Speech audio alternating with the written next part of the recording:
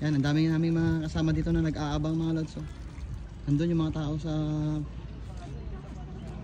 lilim-lilim ng mga puno. Oh. Saka nandyan yung simbahan na Kampanaryo na lang natitira dahil natabunan ng lahar nung pumutok yung Mount Mayon. So way back 1616. Sana naman matanggal yun mismo yung ulap dun sa tuktok niya. Oh. Meron siya kataas yung Mount Mayon na to. Daming mga turista na nagpupunta dito. Mapalad tayo din, nakapunta tayo dito.